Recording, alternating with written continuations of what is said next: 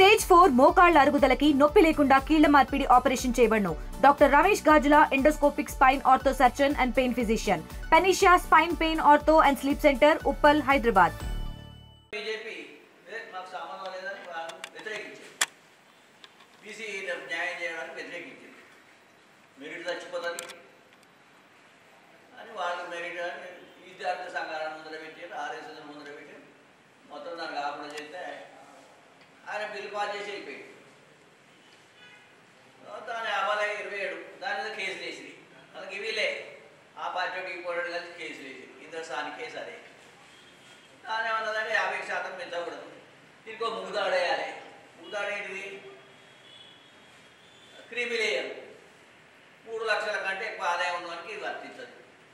ఇప్పుడు 8 లక్షల కంటే వచ్చింది. ఒక్క మామూలుగా ఎలక్ట్రిసిటీలో అటెండర్స్ కూడా 8 లక్షలు అవుతాయి. ఆయన కొడుకు ఐఏఎస్కు ఐపీఎస్కు అక్కడ ఎలిజిబిలిటీ లేదు. బీసీ కోటాల బీసీ కోట ఈనాటి వరకు కూడా 9% నిండలేదు కేంద్రంలో. ఇప్పటి వరకు కూడా బీసీ కోట 27లో 9. ఎందుకంటే ఒక కళ్ళె వేసి ఊరానికి గడ్డేసారు, మూతి కట్టేసారు. ఇది ఇప్పటి నుంచి జరుగుతున్నది 91-93 నుంచి. ఆ తర్వాత మోడీ గారు కమిషన్ వేసారు. ఏంటిది? రోహిణి కమిషన్. అది ఆమె ఏం చేసింది? 19 లేస్తే 22-21 సబ్మిట్ చేసింది. అది మొదలైంది. ముల్లగట్టి చేశారు, సూర్పు తెక్కారు. అంటే ఇప్పుడు మనం 2 జాతీయ పార్టీలను చూసినాం, ఇంకోటి ప్రాంతీయ పార్టీ నేచర్ చూసినాం. మనం వీరికి ఒకసారి ఎత్తాం, వానికి ఒకసారి ఎత్తాం, వీరికి ఎత్తాను, వానికి వస్తాను. వానికి వేసినాక వీడు అవుపోయినాక నీకు మీద బీసీలకు న్యాయం చేస్తాం వీడు అంటాను. మొన్న దాకా కవితమ్మ కూడా మేమే బీసీలకు న్యాయం చేస్తాం అని అంటాను. తెలుగు ఇది జరుగుతుంది. ఇక మిగిలిన చరిత్ర అంతా వారికి చెప్పింది. ఇక అంతా తెలుసు కదా మీకు. నేను ఇంక మళ్ళీ చెప్పాల్సిన కామారెడ్డి కాంచి మొదలు పెడితే నిన్నటి కోర్టు కాటికి అందరికీ తెలుసు. ఇదేంటంటే చెయ్యాలని ఎవరికి లేదు. చిత్తశుద్ధి అనేది లోపించింది అనేది వాస్తవం. అంటే మనమే కూర్చున్నాం కాబట్టి మాట్లాడతాను. చిత్తశుద్ధి అనేది ఏ పార్టీకి లేదు. మొత్తుకు దాసరి కాలాడిచ్చినట్టుగా అసెంబ్లీలో అందరూ ఇయ్యాలని కోతలు కోసారు. ఇది అయ్యేది కాదు, పోయేది కాదని వాళ్ళు అనుకునే చేసి మనం కూడా మనం అందరం 90% తీసింది తిన్నా. మీరు నాలాంటి వాళ్ళు మొదటి నుంచి చెప్పుకుంటారు ఇది కాంతే అని చెప్పారు. ఎందుకంటే పార్లమెంటు ఉభయ సభలలో ఆమోదిస్తేనే అది షెడ్యూల్లో చేరుతుంది, మనకి ఇస్తుంది. మరి మోడీ పెట్టవచ్చు కదా. మరి 2023లో రోహిణి కమిషన్ అది పక్కకు పెట్టి ఎలాంటి సర్వే జరగకుండా, కులగణన జరగకుండా, జనగణన జరగకుండా ఈడబ్ల్యూఎస్ను మోడీ ఇచ్చేసిండు. ఎవరు అడగలేదు. అది 10% ఇస్తే వాళ్ళకి 50 మార్కులు వచ్చినా 45 మార్కులు వచ్చినా ఎంబీబీఎస్ దొరుకుతుంది. బీసీలకు 65-75 వచ్చినా కానీ దొరుకుతలేదు. ఐఐటీలో కానీ జీలో కానీ నీట్లో కానీ. అంటే మన అప్పర్ క్యాస్ట్ అయిపోయినా వాళ్ళు వేరే క్యాస్ట్ అయిపోయింది.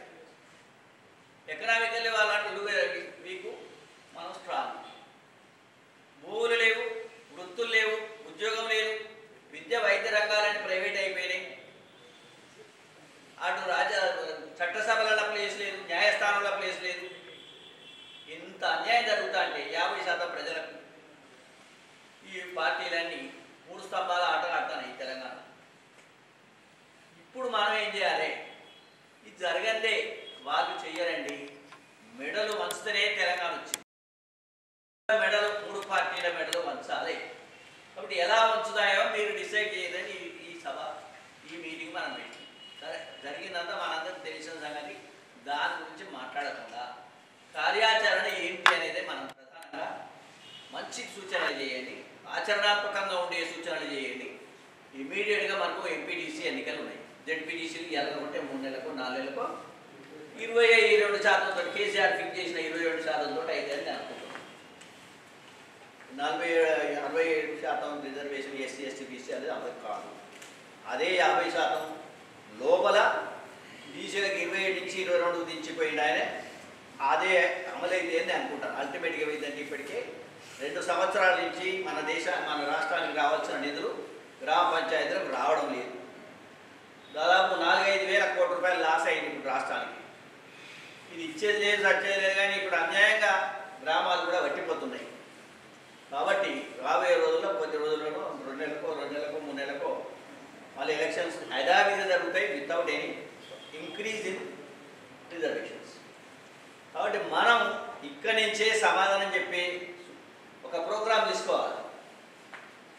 ఏది ఆ 3 కులాలు ఎక్కడైతే నిలబడతాయో అక్కడ మన వాళ్ళు ఎవరైతే నిలబడతారో మన వాళ్ళకు మాత్రమే ఎస్సీలు ఎస్టీలు బీసీలు ఓట్లు వేస్తే సరిపోతుంది. అట్లయితే ఈజీ అన్నమాట. మనం పార్టీలు పెట్టలేము, మనం ఆగమనం కాలేము. కానీ ఒక్కటి సునాయాసంగా చెప్పగలిగేది ఏంటంటే అన్ని ఉద్యమ సంఘాలన్నీ కూడా ఈ స్టాండ్ తీసుకుంటే బాగుంటుందని నేను ఈ మీటింగ్ పెట్టాను. మీరు అందరూ కూడా దీని మీద స్పందించండి. ఇంకా అదనంగా కూడా మీకున్న ఆలోచనలు చెప్తే దీన్ని మనం పిలిపిద్దాం. మన ఉమ్మడి జిల్లాలో ఒక కేస్ స్టడీగా ఒక ఎక్స్పెరిమెంట్గా చేస్తే తప్పకుండా ఉమ్మడి జిల్లాలో కనుక 55-60% కనుక బీసీలు గెలిస్తే రేపు అసెంబ్లీ ఎన్నికల కాడికి వచ్చారో వాళ్ళకు నిమ్మ తిరుగుతుంది నేను అనుకుంటున్నా.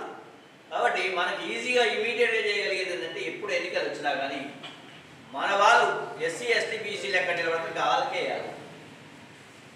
ఇక 70-80% ఓట్లు కనుక ఒక సైడ్ పైన వాళ్ళే మిగుతారు. కాబట్టి ఇది నేను అనుకున్న సూచన మీకు చెప్పి మీరు చర్చ చేయండి, అదనంగా కూడా సూచనలు చేయండి. ఇది బ్రీఫ్గా నేను చెప్పినట్టు మీరు చేయండి. 60% ఉన్నటువంటి బీసీ జనాన్ని ఈ దేశంలో కానీ ముఖ్యంగా ఈ రాష్ట్రంలో కేవలం బర్మా నుంచి వచ్చినటువంటి రోహింగ్యాలలాగా వాళ్ళకి ఈ దేశంలో ఉన్నటువంటి ఆధిపత్య వర్గాలు మాత్రమే అన్ని పార్టీల నాయకత్వం వహించి బీసీలకు అన్ని పార్టీల నుంచి కూడా ద్రోహం చేయడం జరిగింది.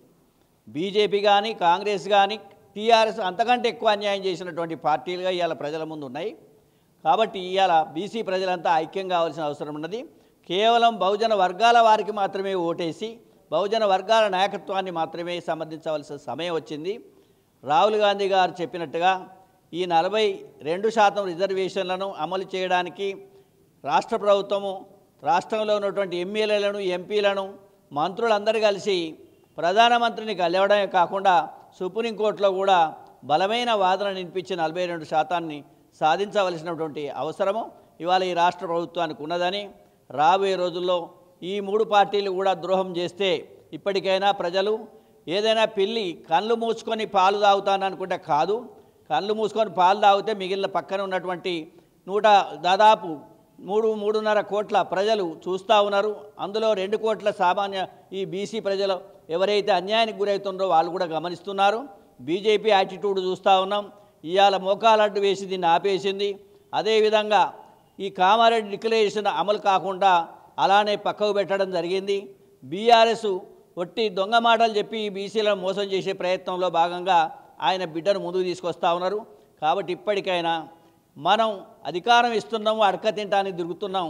కాబట్టి అధికారం మన చేతికి వచ్చే విధంగా మనం ప్రయత్నం చేయాలి. ఆ దిశలో ఈ గత 79 సంవత్సరాల అనుభవాన్ని దృష్టిలో పెట్టుకొని బీసీలు తమ ఓట్లు తమ మిత్రులకు ఎస్సీ ఎస్టీ బీసీలకు మైనారిటీలకు మాత్రమే వేసుకోవాలని, మిగిలిన వాళ్ళను మనం ఓడించేటువంటి ప్రయత్నం మొదలుపెట్టాలని అపీల్ చేస్తా ఉన్నాం. తెలుగులో ఫాస్టెస్ట్ న్యూస్ ఇప్పుడు కొత్త అవతారంలో 5 సెకండ్లోనే పూర్తి వార్తా సమాచారం మీ చేతిలో. సోషల్ మీడియా ట్రెండ్స్ మీ కళ్ళ ముందుకే live TV and voice search ఆప్షన్స్తో ఇప్పుడే డౌన్లోడ్ చేయండి. యాప్ లింక్ డిస్క్రిప్షన్లో ఉంది.